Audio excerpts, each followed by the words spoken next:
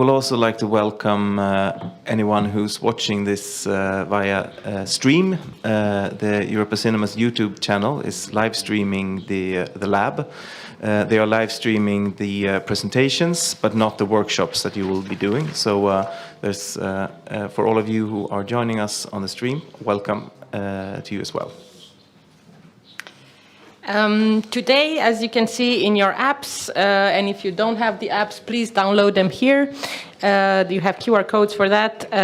We are going to be speaking about branding, communication, and programming. It's a lot for a day, and if you think so, you are very correct, but we are trying to make the most and go to the topics which are the most requested, and hopefully give you examples of things that have worked in cinemas via your own presentations done by participants, and also have the time to dissect a surgery slot, which is a problem that many encounter in the first part of the day. So we will be speaking first about market positioning and branding. And then we're going to go, after the coffee break, into digital marketing and social networks. And maybe we can say some words about this. Yes, and there we have some expert help from Deborah Shirley Course, who will be joining us online to give her insights. She's a digital communication and marketing consultant from Germany. And after that, we'll also hear from Megan Mitchell, who you already met yesterday, who's doing the social media for the lab. And Deborah will also present a SWOT analysis that you will then use to make the first workshop of the lab. And that will be an analysis of the digital communication of your cinema, and you will have to do this in groups. So at the end of this session, we will assign each and every one of you to a group and before the coffee break, so that after you come back from the coffee break, you can sit in your respective groups to be prepared for the workshop later today. After that, we're going to have the lunch break, which we promise will be less surprising than the dinner yesterday. So don't worry, if you're hungry by then, it's totally fine. And we're coming back from lunch to speak about targeted programming and eventization. These are two topics which came a lot in your questionnaires. How do you do targeted programming, and how do you balance doing events with regular programming? Where does the right equilibrium stay in terms of effort and in terms of communication, of course, but also the content? So we wanted to introduce this, let's say, content slot, because we will speak about how we communicate quite a bit, but we also want to touch upon what we communicate. So we have 3 participants' presentations. After I will be, in the beginning, I will be doing an opening presentation, and then 3 of you will take the floor. And we have, again, a surgery slot, which we'll be then discussing and dissecting together. And then another coffee break.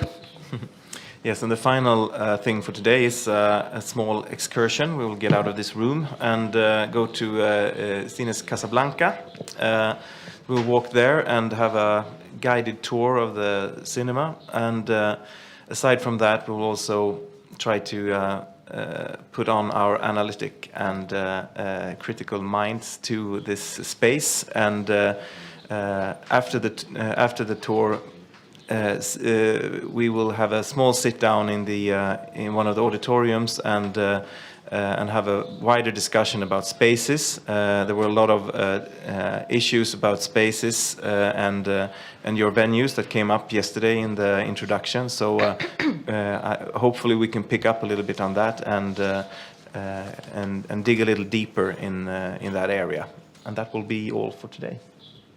Yes. So as you see, we told you yesterday, it's our mostly dense packed day, so we will attack right away. I will switch places with yes, Matthias and go into my presentation. So to kick things off, I will be taking my experience as an example, but again, and we will be saying this all the time as a caution, this is not meant to be like you have to do it like this. This is just another example, just as your presentations will be examples. My experience of the last year is basically trying to reopen 5 old cinemas of the city of Timișoara, which is, just to set a bit the scene, the biggest city in the western part of Romania. It's European Capital of Culture in 2023. It has more or less 500,000 inhabitants in the metropolitan region. The city is a bit smaller in itself, and it didn't have an independent or art house cinema or author-driven, let's say, cinema since the last 10 years at least. So the only cinemas in the city are commercial multiplexes screening Hollywood films, and there's 2 big multiplexes with in total 25 screens and many seats. It's actually the biggest presence of our main operator for commercial venues, Cinema City, in the country after Bucharest. And besides the fact that there was no art house cinema which could host festivals and Romanian premieres and things like this, there's also a lack of infrastructure for other arts, especially independent theater and music. There were no more modernized venues who could host this kind of things. So the municipality took back the possession of old-style communist cinemas, which the friends in the Balkan region might very well remember, in 2017. These were all state-built cinemas in the 70s and the 80s, and they were in very poor condition. Most of them were not cinemas since 20-15 years already. And they needed a full refurbishment. And these are the cinemas with the capacity they will have after renovation.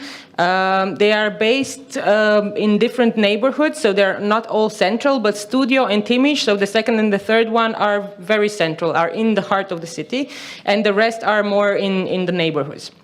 So in total, after renovation and being put again in function, this would mean a new seats, 1,500 or a bit more than 1,500 seats in a city which has not have this infrastructure in a very long time, and where people have pretty much lost the ability and the use of going to this kind of cinemas.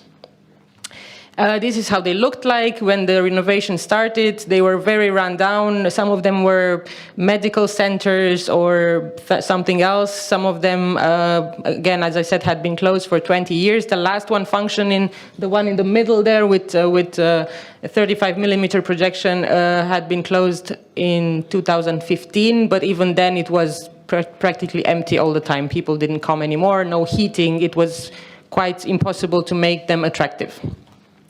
And this is what the architects proposed for some of them, like what they should look like. Of course, this is only reproductions from architectural projects, so the reality is not for all of them yet there. But the plans were very interesting and attractive, and the municipality secured the funds of also government funds and funds from the European Commission for the European Capital of Culture to renovate them. So the money was there, and the will to do this renovation was there, which is a very important first step, without which nothing can be done. This works costs millions of euros. It's impossible to, or at least in Romania, it's impossible to do it with private funds.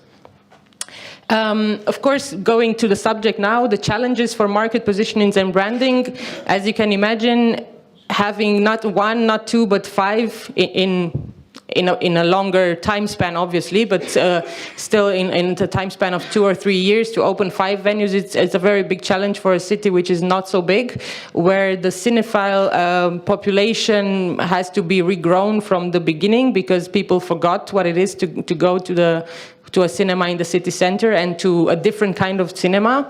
And also the competition of the multiplex is an important thing to consider. We did not want at any point, because these are publicly run cinemas, we didn't want at any point to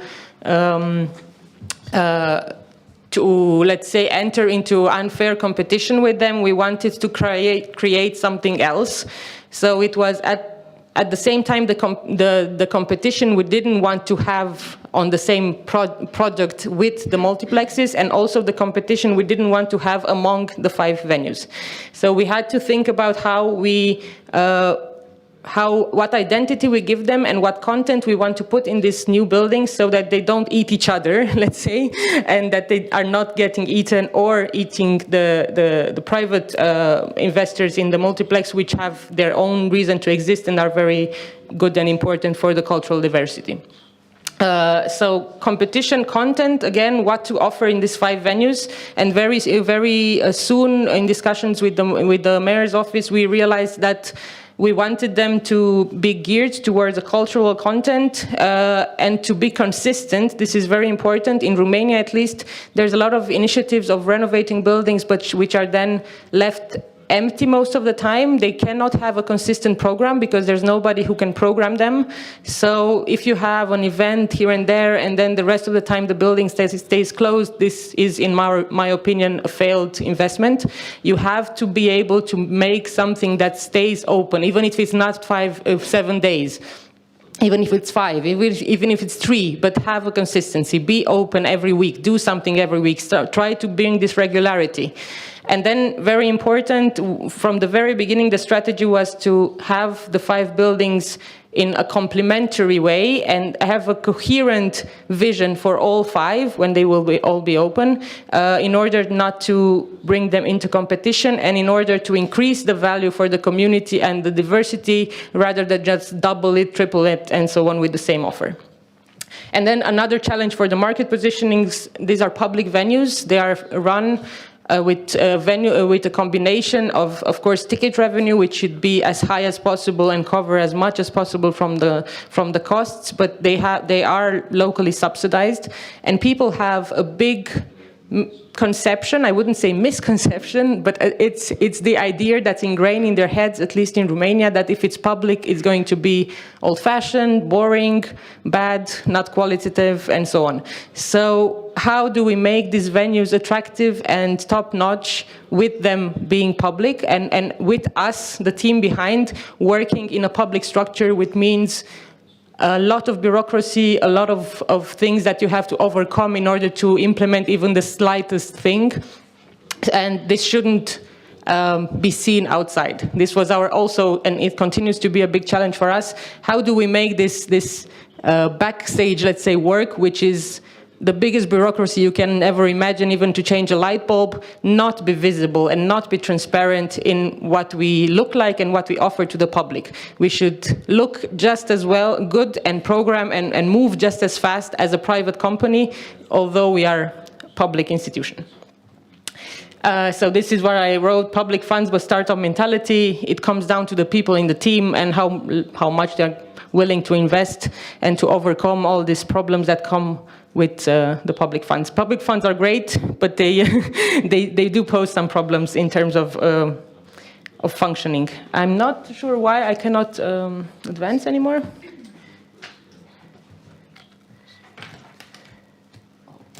Yeah, it got scared of public funds. Now? Yeah.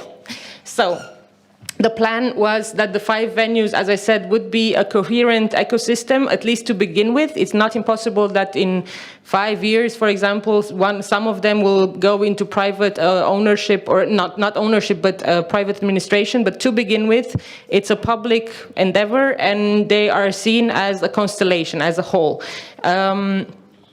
All of them will be cinemas. They will have the cinematic part, and it will be the main programming, but they will also have side programming, and that side programming will contribute greatly to giving them an identity. In Victoria, for example, we have theater and dance performances quite often next to film. In Timiș, we have a lot of musical concerts and events, which this being the biggest hall with 500 seats.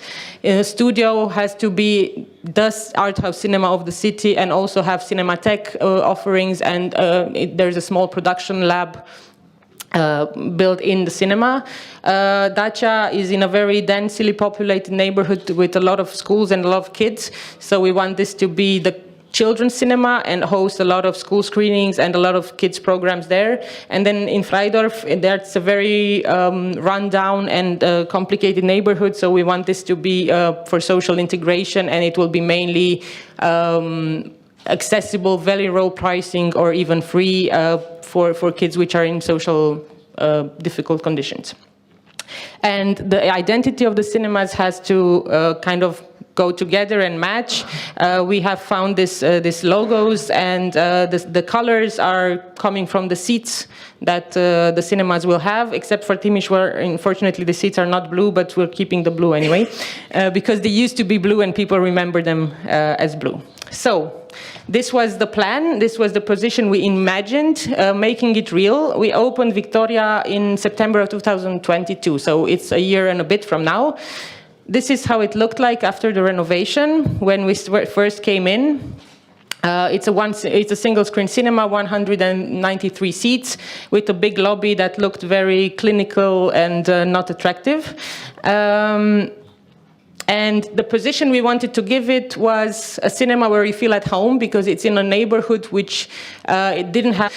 And we wanted to have this homey feeling. We wanted to build a community in the neighborhood, and we wanted to stress the fact that this is a proximity cinema. Everyone is welcome. The pricing is very low, so you cannot have this as a barrier. And the stage is open for projects and ideas from the local artists, from the local cultural community as well. It's not just a cinema, it's a space where we can welcome you with your projects, and if they fit in our programming, you will be able to use the stage. Also, the human touch was very important, so introductions, Q&As, a community of volunteers, and people who just coming there and feeling like it's their home. And we took the gamble of having a different experience. No popcorn, you are not allowed to eat anything inside.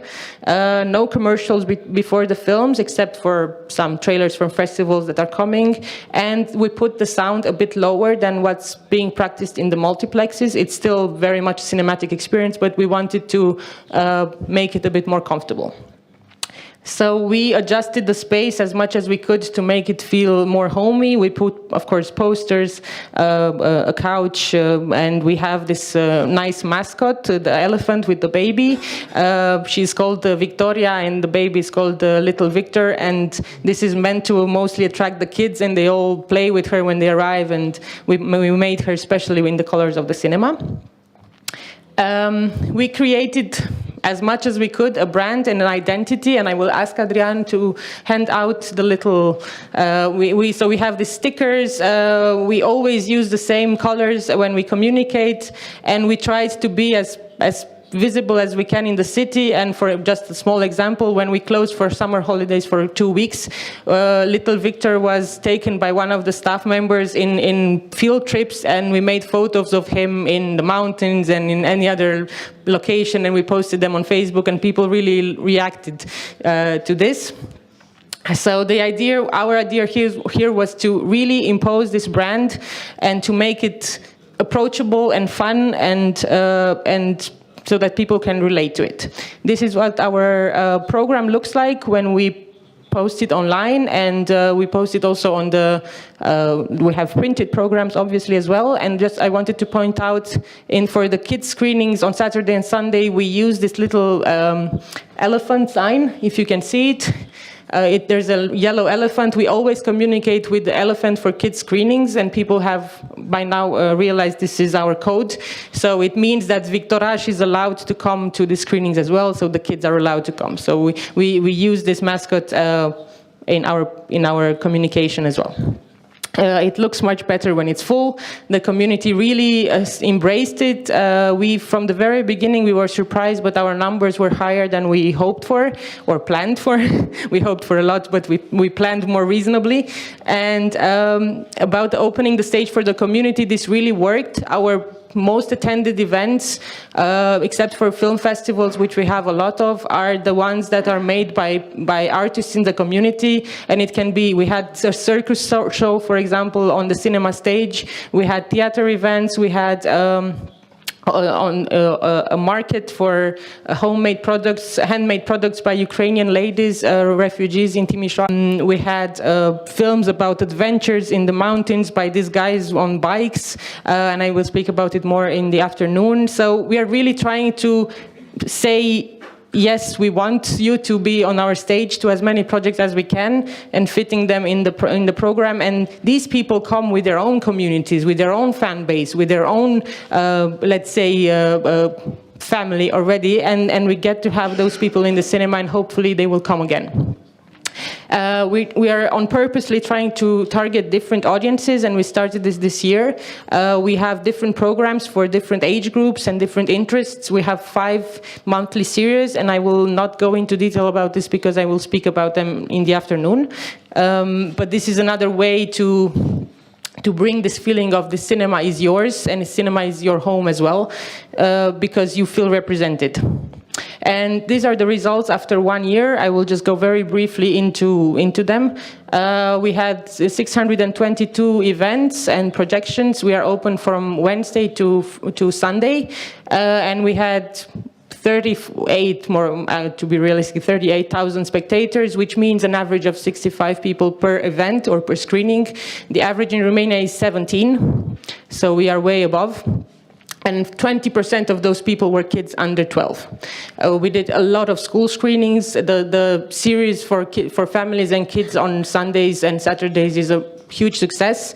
And again, what worked very well for us were shows and events which are not film, and of course a lot of festivals and thematic focuses. We had 18 festivals in a year, so you can see the amount of exclusive content we could bring so that we can differentiate ourselves from the mall, from the multiplexes, sorry.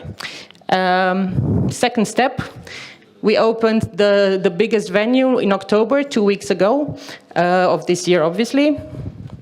So this is what it looks like. It's a 500-seat cinema, and it has a basement with another space people can use for it's this one over here. So that has a retractable screen. We don't use it as a screening room, but we use it for workshops, for conferences. It can be a dancing stage. It can be many things. We have a bar, but it's not yet functional. Hopefully it will be next year, and a huge lobby. This is very central. It's in front of the Timișoara's cathedral. It's really in the center of the city, and people remember it as being a cinema because it's the last one which closed. So we have a lot of spontaneous interest. People just want to pop in and have a look how it looks like now. We maintained the same kind of communication just to give it the feel that it's part of our group. But of course we changed the color. The color for this one will be blue. And the market positioning, we thought of it's the place to be. It's too big to miss. We want to make it a venue where you feel that you have to attend the events, that they're too good to miss. We want to stress the fact that it's the largest cinema in the city center, that is the most modern one. It has very good equipment, and still the pricing is accessible. And we want to stress the exclusivity of our program, meaning that every week, at least for this year, we will have teams of directors and actors. At least one premiere with the team will be held in Timiș. And of course we have some festivals and curated content, but also we will go beyond film and have concerts as much as we can. This is how the first weekend looked like. The big thing there says, "Welcome back." People filled the rooms. It was so important for them to see it again. Some people didn't even want to see the film. They just wanted to see how the venue looks like. And we opened from Friday to Sunday. And we had 2,000 people for 5 screenings. So 3 were sold out. We had 3 film teams, a concert and a party.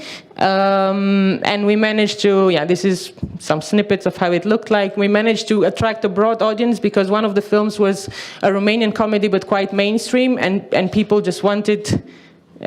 This is a photo of in the lobby. They wanted to make a photo with this guy, and they stayed for 1 hour just to grab the photo. And then we had a party with a DJ from the 80s, which was featured in a documentary. And after the documentary, we went downstairs in the multifunctional room and had a proper retro party there, and 200 people stayed.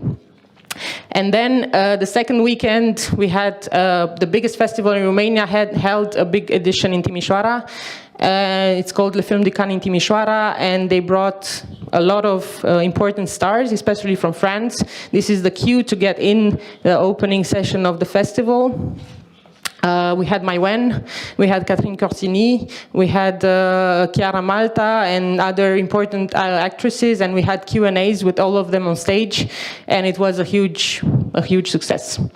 And just to finish, because I think I'm already a bit too late, we wanted to give this cinema as a common identity already in this fall, because we opened the second one. We wanted people to feel they are part of a brand. So we made these little cards, which hopefully you received, or if you didn't, with, on the flip side, not the quotation, but the other one, we have this logo. It's called Cinefil de Timișoara, which means cinephile of Timișoara, but in a more, let's say, joke way. And the big events of this autumn, 1 year of Cinema Victoria, the anniversary and reopening of Cinema Timiș are featured with the dates. And then we have these quotes from films which people can collect. We have T-shirts and bags. I'm wearing one. Of course, the team can have them and the volunteers can have them, but people can also have them if you buy a 10 entry package. And the 10 entry package works for both cinemas. You can use it in both cinemas, and you get as a gift a T-shirt or a bag. We wanted this quote, "Call me by your name and I'll call you by mine," so people can feel our community has a name. And the name is this logo. And we also have some other models of bags. And of course, we can use this branding also to have ambassadors. Here you can see Cristian Mungiu, the director, wearing our T-shirt with Romanian actresses. Down, the mayor of Timișoara wearing the T-shirt. And in the next photo, we have Tudor Giurgiu, another important director. So all the big teams, even foreign stars coming to our cinema, receive one, and they really like it, and they make photos with it, and it helps us take our brand further. This is it. Thank you.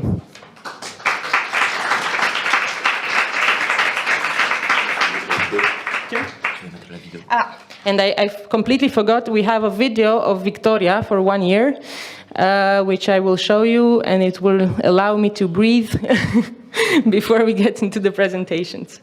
So this was made for a 1 year anniversary. Aici. Într-un oraș care a simțit lipsa. Timișoara a câștigat un nou spațiu cultural care a strâns în primul an 36.000 de spectatori la cele peste 600 de proiecții de film și evenimente din program.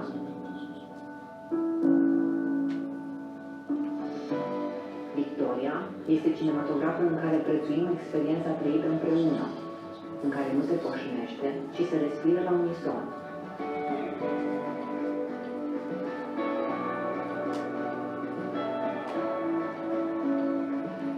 La Victoria redescoperi cinematografia europeană și pe cea românească. Ești surprins în fiecare săptămână de ceva nou, de festivaluri, avantpremiere, proiecte în exclusivitate sau întâlniri cu regizori și actori. Victoria este cinematograful care se transformă în scenă pentru spectacole, concerte, dezbateri, evenimente ale comunității.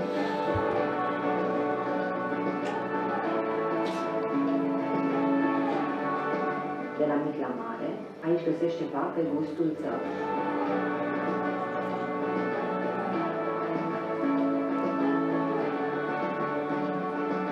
Victoria e a mea și a ta și a ta. Victoria noastră, a tuturor. Victoria cinefililor de Timișoara.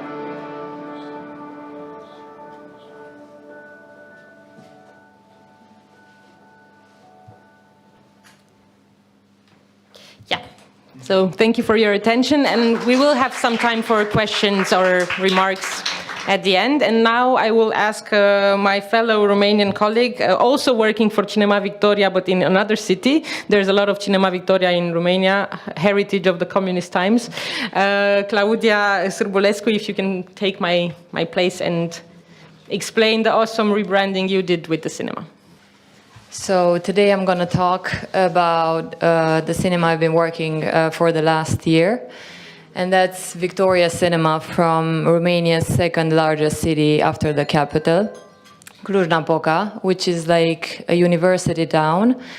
It's close to 1 million in population now, and 100,000 of them are like students who come every year.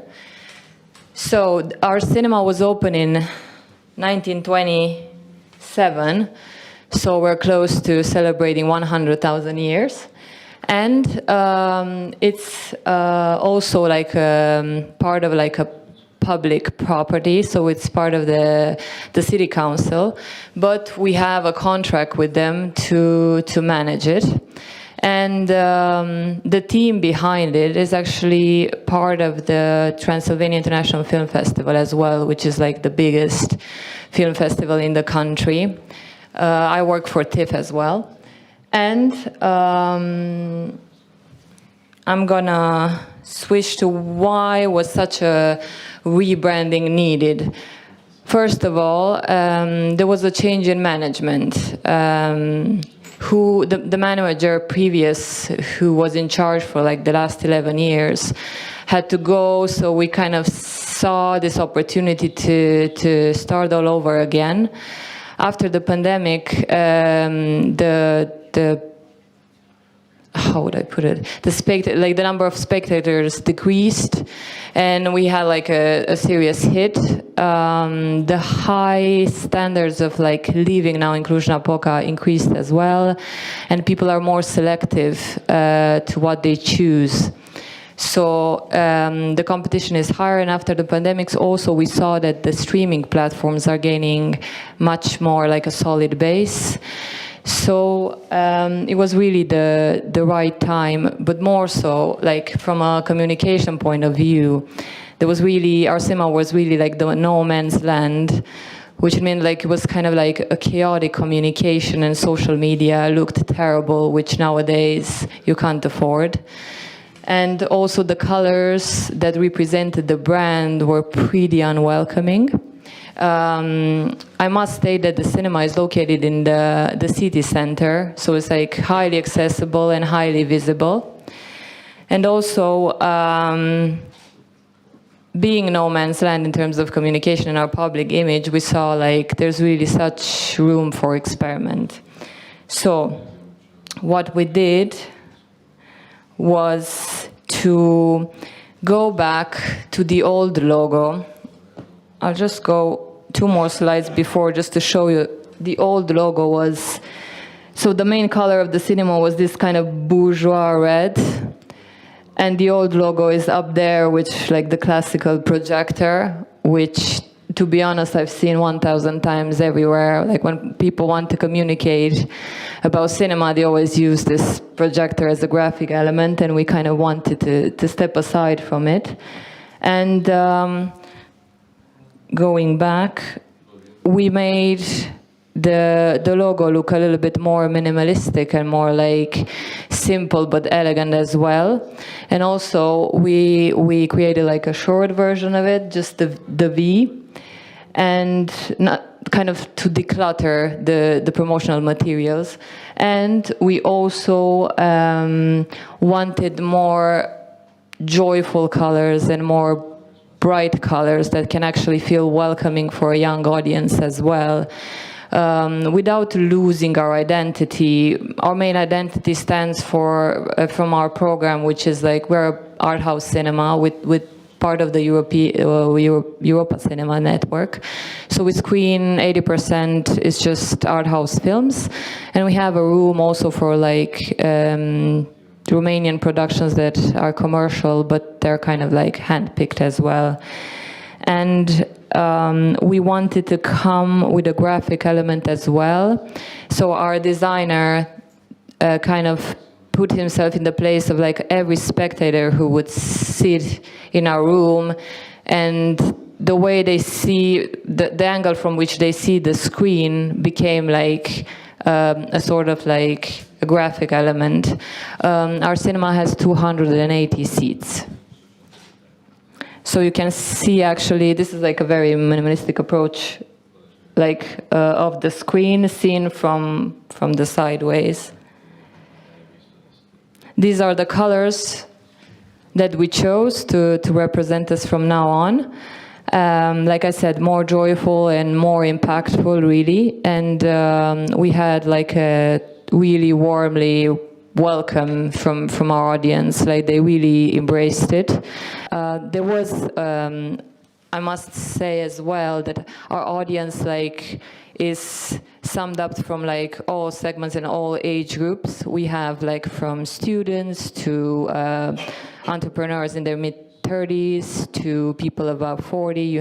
We have elderly people 60 plus, and we noticed that the audience was like kind of like more suspicious to our new image were the elderly people. So in the first days that we actually released the new materials and the new brand, I was there with my colleagues kind of like trying to feel the audience vibe. And I would talk to a lot of people, and they were just like, to be honest, older people were just saying like they're reluctant to any change, really. It didn't matter that was like a bad change, it just felt different, so it's a bit uncomfortable. But slowly they embraced it as well.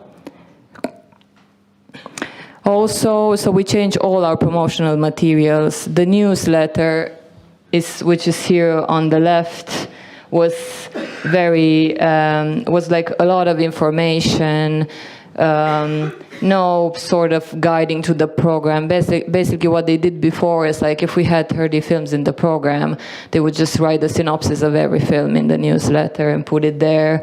The fonts were kind of like weird as well and hard to read, and not to mention this like ruby red, bourgeois red, which was kind of feeling a little bit daunting. So this is how the newsletter looks now. I tried to write kind of like a sort of a curatorial note at the beginning and just guide our spectators through the program of that week, just to understand what kind of films we will show, which are like attached to special event, and what's really there to see. And the results are nice because like the open rate increased from like 25% to 38%. We're getting closer to 40%. We have 1,300 subscribers. And here on the right is our program. Before, it was the one that's like here down right, and this is how it looks now. Believe it or not, I was actually surprised that the colors from the previous program were totally random, which meant the team will send the program at the printer shop, and it was the guy from the printer, the printing machine, that would actually choose the colors. Like every week he would say like, some yellow over here, some green over here.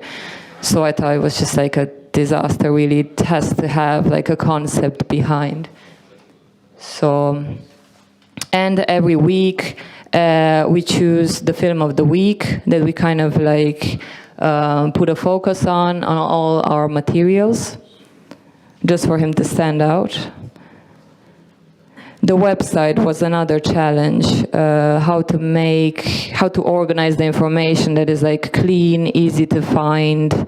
I don't have a picture of the old website, but it was like pretty much as the newsletter that you see down there. So now it's a little bit more airy, and you can actually find information easy, and it's visually striking as well. On social media, I really wanted us to have this kind of templates, 4 or 5 visual organized information that people can easily find, which meant that to have a certain template when I'm talking about a film, to have a certain template when I'm trying to pick up like a line from like the criticism that film has got. Obviously our program every week in a like version that is adequate to social media is posted, like the one that's in the middle, kind of easy to see what's there that week. And now the results. Basically we had a 25% increase in sales after the rebranding.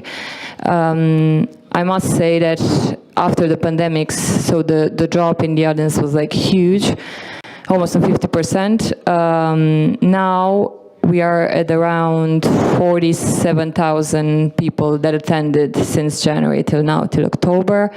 So the increase in sales is there from last year, but we're still not close to our last peak year, which was 2019. Here is more like a contextual thing as well. There were like so many changes at the society level that it's not just about us, it's about how people changed their behavior and what they choose to do in their free time after 2020. So, but we are kind of confident that we're still gonna go up. And obviously on social media, the increase was phenomenal in reach, it's like just doubled.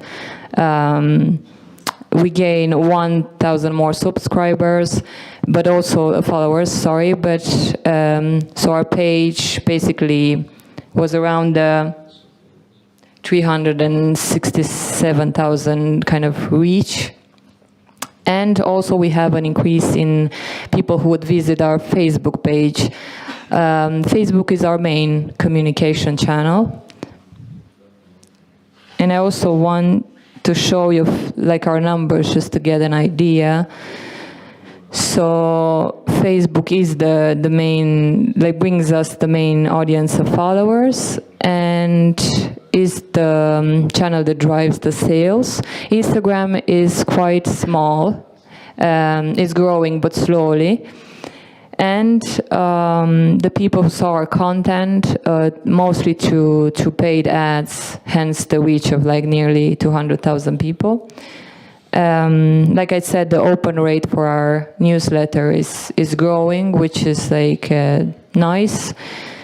And our website has been visited just this year, but like closely to 100,000 people. This will be it. Thank you.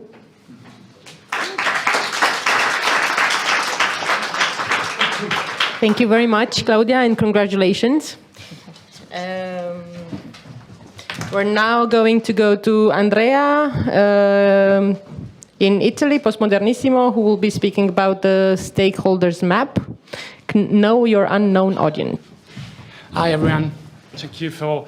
I want to really thank Europa Cinema for inviting me here, not just for the occasion to speak with you, but even for giving us the occasion to debate, because I think we are more than just ticket seller, you know, but we can share real values here. So I'm super happy to be. What I'm talking about, the stakeholder map. I know it's something like a pretentious name, maybe, because stakeholders are something related to economics, sociology, and stuff like that. But it's not nothing so analytic. It's just a tool I find to come back in touch with my audience after the pandemic. Not something more from this. But first of all, this is not a nightmare, an empty cinema to me, no? Just one people buying a ticket, one people working, another one at a computer. I don't know what they're doing. Anyway, not an easy image for a cinema owner. First of all, a brief history of Postmodernissimo. Is it kind of, maybe I'll use this. A super brief history, because I have to be super fast. Postmodern. No, it's better when both are open. Okay. Both are Not open. very intuitively, but it's better. Can I move? Yeah, you can One move, to one. but only one open. Okay. A super brief history of it's super difficult to say. Postmodernissimo. First of all, our name is Postmodernissimo because we rise on the ashes of an ancient cinema called Modernissimo. So it was Postmodernissimo. We think about that, I think, 3 seconds, stuff like this, to make a brand, to make our naming.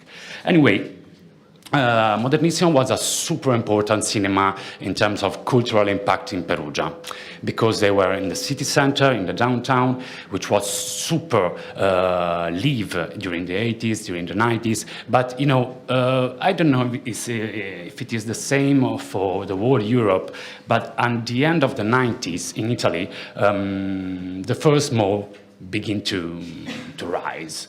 What's in the first mall? The first multiplexes, and you know, big screen, popcorns, big seats, and the most important things for a business, the parking. Guys, we are in a downtown, so it's like Split. There's a cinema owner from Split now. It's a really ancient city from Etruscan, more ancient than Roman, so it's super difficult to live. So Modernissimo in 2001, from some reason, not just for this social reason, closed. Then we came back in 2040. We are free cultural worker, basically, not just involved in cinema exhibition, but for example, I'm an independent filmmaker. I work in digital strategy, and one time, at least 10 years ago, I decided with just two friends of mine, really brother of mine, to begin this wonderful adventure. So, what we had. Basically, a place that the people really care about. Modernissimo was a place that, where people go when they are a child to see cartoons, comedies, and stuff like this. And we make a little renovation. We try to respect the architectural structure. And even for reason to be, you know, Italy is super strictly about renovation and architectural stuff, especially regarding ancient monuments and buildings. Anyway, it was the classical Italian cinema of the 50s and 60s. He has a big lobby with a galleria. I mean, I don't know how to say galleria. It's the upper side of the cinema. Anyway, we close the galleria. We make a medium room. We have a big room with 150 seats where we make commercials. I mean, the movies that give us profits, permits us to pay the people, to pay the staff.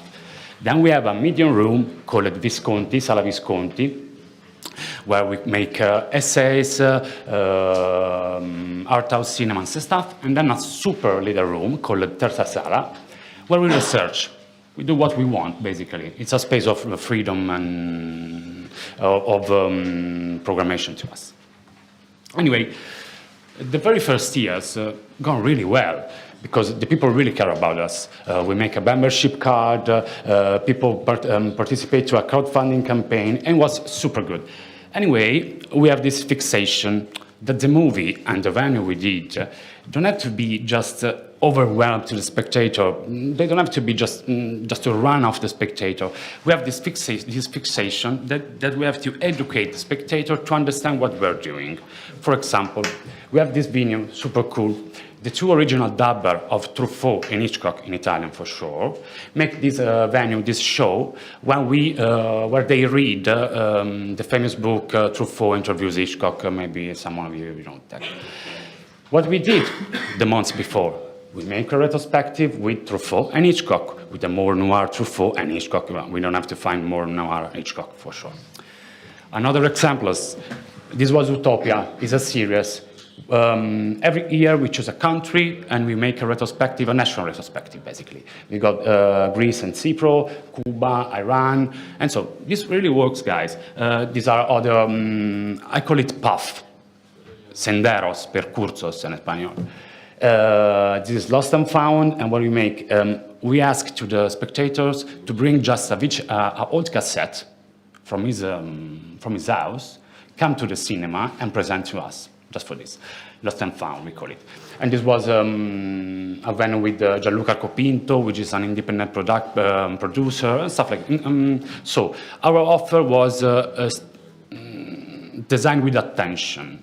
We have we have various types of spectators, so we make various types of show, for sure. Then what happened? What? You'll have to, I don't know, 5 minutes. Do you think you can wrap it in 5 minutes? I'm at the point. Okay. Then what happened? Pandemic happened. So, like every one of us, we suffer a big loss of spectators. Who are the stakeholders? Stakeholders are in economics studies, just a person, or not a person for sure, who care about you. So, I really like this photo because this designed the sense of our community. This is our bar, which is super cool. We have a wonderful cocktail and stuff. I really like this photo because it tells a lot. Anyway, and this too, this is our outside. Anyway, the stakeholder map. What I do just after the pandemic, I just imagine how to get in touch back with my spectators, with my audience. So I noticed that someone is not in terms of people, but much more in terms of local association. So what I start to do, I start to profile all my association. You can see some column. I borrow some sensible data just for privacy.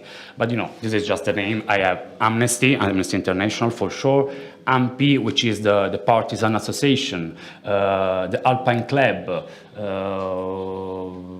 some comics clubs and stuff like this. And I profile them. I put for sure where they live, if they have a reference, his telephone, their mail, but the cultural area, for example, which can be the alpine sports, which can be comics, which can be social and inclusion, then is potential. For example, how many people they involve in their activities. For example, the Alpine Club in Perugia has 1,200 subscribers, so it's a quite big tank of spectators. Then what we did with them, for example, we make with the Alpine Club a lot of retrospective, and every year we make a retrospective with them. The sentiment, how we are in touch with them. It's positive, it's neutral, it's negative, and then it's social media stats. Practically, in May, in Italy, sorts out this movie about the marketing office of Nike during the 80s. It's with Ben Affleck.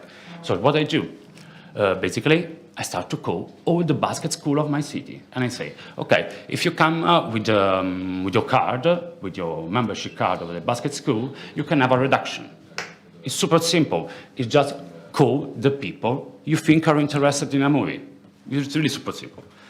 Then, for example, this was made with l'Ordine degli Architetti. Architects, I don't know how to say that in English. Anyway, we call them, we say, you have so much number of members. Why can't we organize a movie together? They like it, and they and it was a night with something like 200 spectators. This is, for example, something we make outdoor with Amnesty International. We have the Ithaca, the documentary about Assange, and we host the Assange's brothers by Skype. So we call the association. We are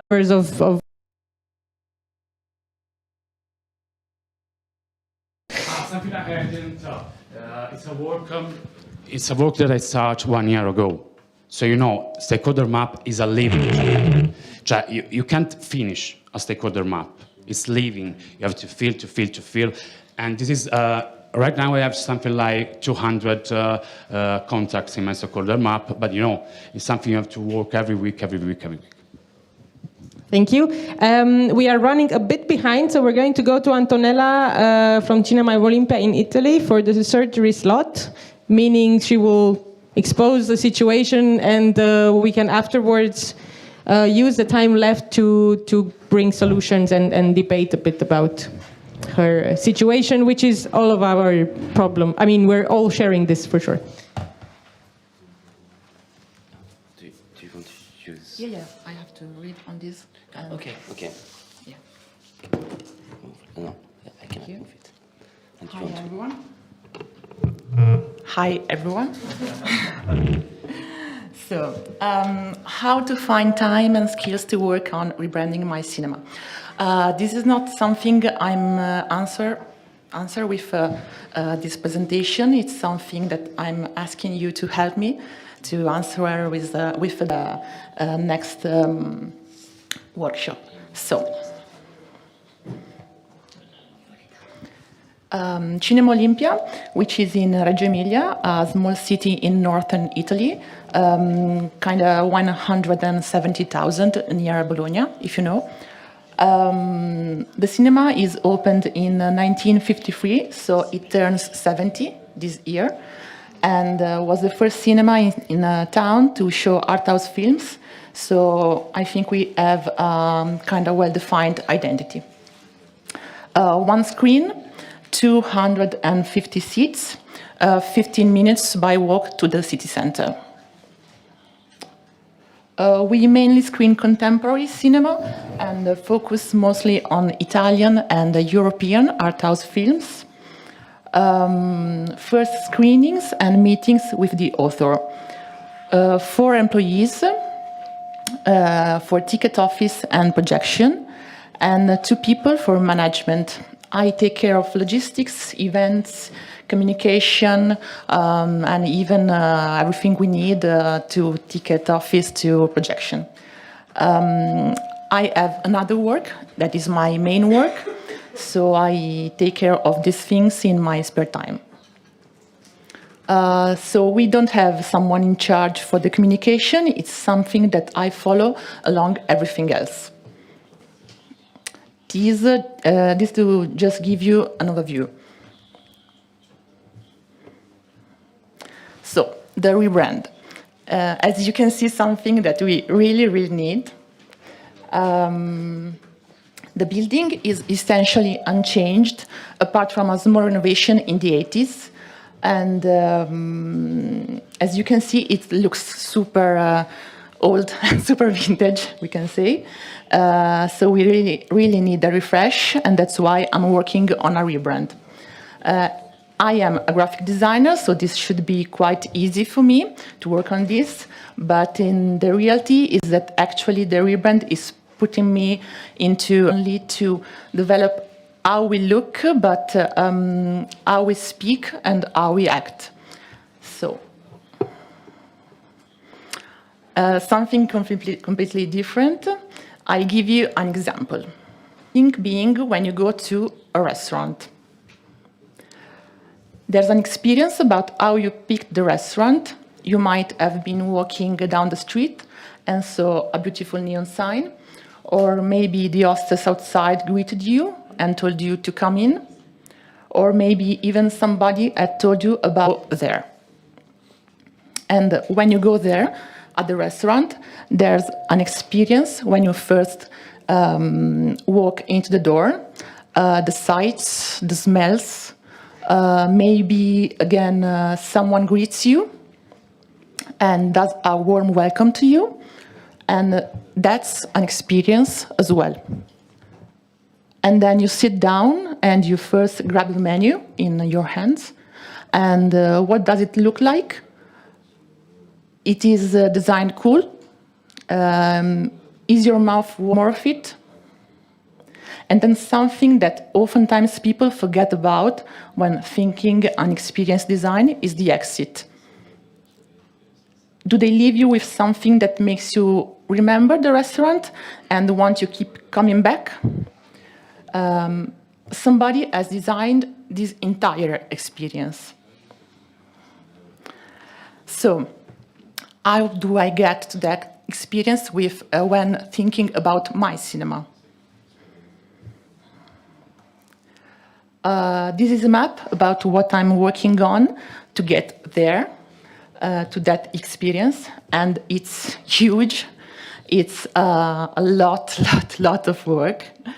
And but as I said before, there is no one in charge to follow the everyday communication. So I work on these things in my spare time, while I prepare the weekends, film schedule, or organizing an event and everything else. So right now I found myself kind of stuck because I have not enough time to do everything and to work on all these things.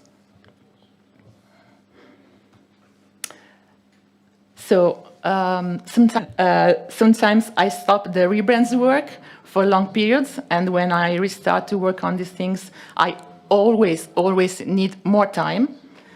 And I keep activities such as open the Instagram page because we still haven't one now, or doing some press office, which is not really my field. I try to, but like this. And I keep this activity on standby. So it's a mess. And that's all, and I hope to find together with you some solution to these problems in the next workshop. Thank you.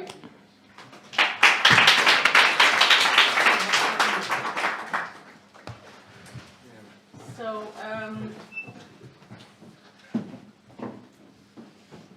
and now I'm wondering, because we hadn't really made a plan, should so we can. And the mic will be also circulating here. If yeah, can I just give it to you?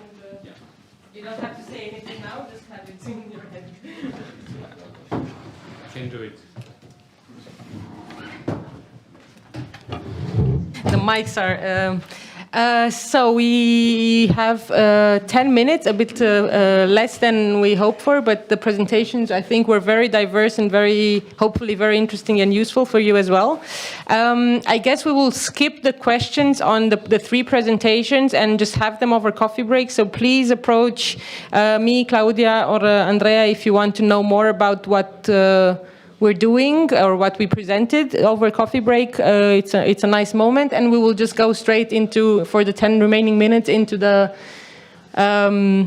surgery slot. And if anybody has tips or anything to share with Antonella around what she presented, and that I really liked the last slide with the sad faces, because I think we all have things we know we should be doing, long-term things that would really benefit our cinema, but we get completely overwhelmed by day-to-day activities and urgent tasks that need tending to, and the long-term vision and the groundwork always gets sacrificed. So if anybody has had this happen to them, and maybe Claudia, you can say something about it as well. Please share your tips, and how did you manage to come to rebrand the cinema? Did you manage to find time, or did you manage to find resources, human resources, also outside of your team for it? So at my cinema, I'm actually the communications manager, which makes everything more easy, because that's really my job, how we communicate and how we present ourselves. But I'm also part of the programming team as well, thinking about special events and picking up films, but that's just like it's a side part of my work. So I was mainly in charge of how we proceed with the rebranding, and also I had my colleague, the manager of the cinema, Marius, and Octavian, who's like my programmer. So we were like meeting between, like, I think we had 1 month or 1 month and a half. They were just like, I would come up with ideas, they will review them, they will like go back to me and so on. So kind of like, what's the concept? And once we had the concept, it took another like maybe 2 months to actually closely work with the designer and getting the first drafts and of the logo, of the way that the program should look in print and so on. So for me, it was easier because it was my main task. I know it can be difficult when you have to cover more areas and be, in one-woman show. So, but I must say that aside from what I do at the cinema, I also work all year for this big film festival, Transylvania International Film Festival, where I'm also in the communication department, and starting this year in the curation team as well. But like, they're my 2 main projects of the year, so I give them all my attention. So was it at any point, because this is, if we compare what you said, Antonella, with urgent tasks being always taking precedence, did you at any point have to purposely make place in the agenda because the Marius or the manager or you maybe had more urgent things to do? How did you manage the time part for this rebranding? Because it's a big chunk of work that comes once in a while, not very often. Yeah, and things did get in the way. And to be honest, we wanted to come out with it like at the beginning of December, and it ended up to be end of January, beginning of February. But I think what helped the most is we had a time frame. We give ourselves a deadline. It was like mostly to comprise everything, like a 2-month period. And sticking to that deadline was like pressure enough to get time to actually do it. And obviously we had to review it, so because managing the cinema is like also part of the bigger team of the film festival. We had to kind of like have the sort of like get to go from the board of the festival as well. And to our surprise, like we found this like this direction, which ended up to be the one that we actually went for. But we were like so satisfied about it. And the first time we actually showed it to the board members, they didn't like it at all. So it was kind of like, I can't believe, like it was like totally the opposite that we thought. But as we came up with more explanation, like a concept book of the brand and everything, my designer worked a lot with me. They kind of like got the idea. And to be honest, it was our fault as well because we weren't giving enough explanations. So it did postpone, like in the end, 1.5 months later than we wanted to. But surely having a time frame, and even if you pass that deadline, at least you passed it and you're still under pressure, and you won't kind of say, it's going to happen in the spring or in the autumn. So I think a time frame is really important to get things done in general. Mm-hmm. I just have a really small question, or a simple question, really. It's taken from your presentation as well, because you shared both digital, which we will be coming into in the next session, and print. So I just want to ask the room: is there anyone who has totally disregarded printed material, or are you still all doing print as well? You have no print. So would you like to? I would like to hear how you your analysis about that, and how you've been thinking about that. If you can get the mic. Well, we want to be as green as we can. We don't print, but we receive some posters from distributors to have in the room. But we really want to. We also want to appeal to a younger audience that mainly is online. We are only 1 year, so we are still testing grounds. But like I said, the aim was to be as green as possible and disregard all prints. We noticed that our older audience asks a lot for our printed program. And this is something that we considered, but still we push to the site and social media. We try to have everything there and up to date. That's key. If we don't print, we have to have everything free to access and always to the point and up to date. We tried to stop and then we came back. So Yes. we tried to stop the print material, and then I realized that people want to have something material to come back home with. So we tried to stop, not totally, but we tried to do less, and then we come back to do it. For example, this card I gave you of Sokurov was this moment when we decided to come back to make cards. Proper cards that people can collect, come back to the house. For sure, there's an environmental problem, but it's a balance. Yeah, it's usually the answer to all questions about marketing. Do I do this or that? Both. It's so. I just have one more thing that I would like to ask you, Andrea, about the stakeholders, because I think it ties in a lot with community and the kind of cinema. Yeah, it's crucial that you to us. But do you find that the stakeholders that you have contacted, like the example from the film Air, do they then come back and do they have your cinema more top of mind, or is it like an event and then it goes away? This is a topic.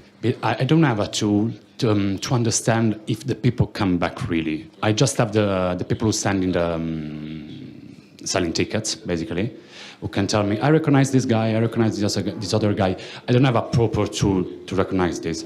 But it depends. For example, some of the guys who went really young, it's like 15 or 16 years old guys, who went for her from a basket school, asked twin professor at the high school to organize a morning show, a morning projection in Modernissimo.